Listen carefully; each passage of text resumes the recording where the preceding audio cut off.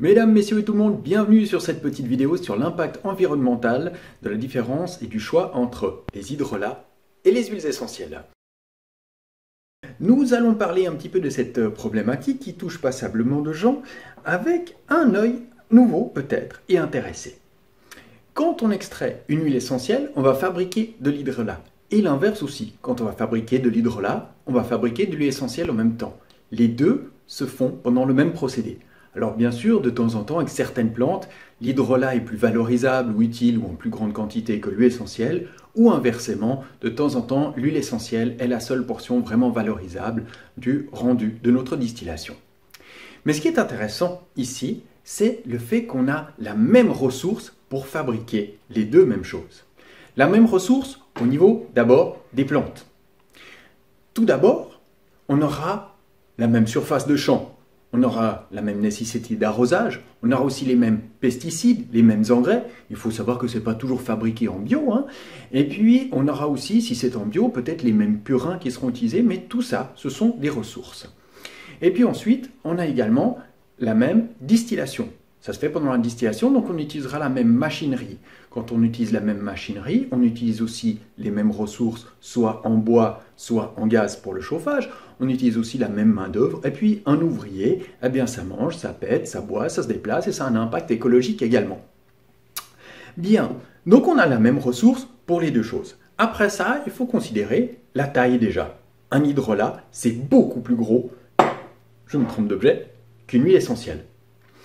Une huile essentielle, c'est tout petit, un hydrolat, c'est tout gros. Donc pour le transport, on voit déjà qu'il y a beaucoup plus de place, il y a immensément plus de poids. Donc transporter un hydrolat sur des longues distances, ça aura un impact. Ensuite de ça, un hydrolat, une fois ouvert, ça doit être utilisé très rapidement. Si ça se conserve très longtemps, selon l'hydrolat, ce n'est pas toujours bon signe quant à la pureté du produit. Les huiles essentielles, une fois ouvert, quand c'est conservé correctement, ça a une durée de vie extrêmement longue quand même. Pas indéfinie, mais extrêmement longue. Donc, on se rend compte tout de suite qu'il y a un impact différent entre une huile essentielle et un hydrolat. Quand on veut chercher une règle grossière, ça va être une règle très grossière, on peut se dire, si on va utiliser une plante qui vient de loin de chez soi. Moi ici, en Europe, je veux utiliser par exemple du titri. Eh bien, qu'est-ce qu'il vaut mieux que je choisisse? Il vaut mieux que je choisisse une huile essentielle, c'est évident. Une huile essentielle, c'est très petit à transporter.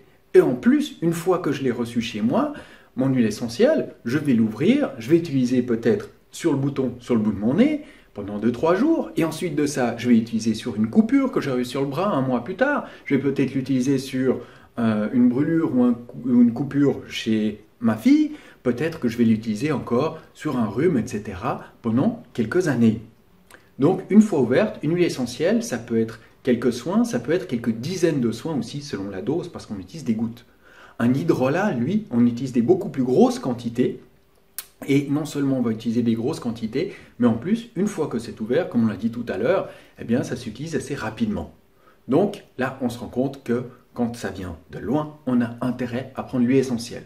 Mais de près, l'hydrolat sera lui très utile et écologiquement très intéressant pour les populations locales, les gens sur place.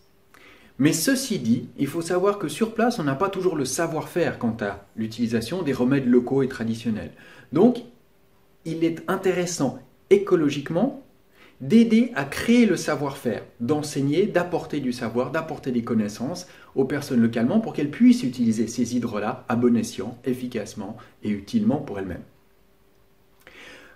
Quand on veut utiliser une plante qui vient de proche de chez soi, l'huile essentielle, c'est génial, mais l'hydrolat aussi. Si c'est pour utiliser tout à fait hors saison, pour utiliser une fois de temps en temps, etc., l'huile essentielle aura un impact écologique relativement faible, puisqu'on pourra, comme on l'a dit, l'ouvrir, l'utiliser, la refermer, la réouvrir, la réutiliser, la refermer, la garder longtemps pour des toutes petites quantités à la fois. Si c'est pour utiliser d'un coup, si c'est pour utiliser beaucoup en une fois, en une cure, etc., autant utiliser l'hydrolat. L'hydrolat, lui, aura assez peu d'impact écologique localement par rapport au transport, etc. Et là, si on veut exporter le produit, qu'on veut l'amener à des populations qui vivent au loin, on aura intérêt à exporter l'huile essentielle. C'est ainsi qu'on aura un minimum d'impact écologique. Voilà, c'est un petit peu grossier comme règle, mais j'espère que cette vidéo vous aura donné une petite piste de réflexion supplémentaire. Bien, je vous souhaite une belle journée et puis à tout bientôt sur d'autres vidéos.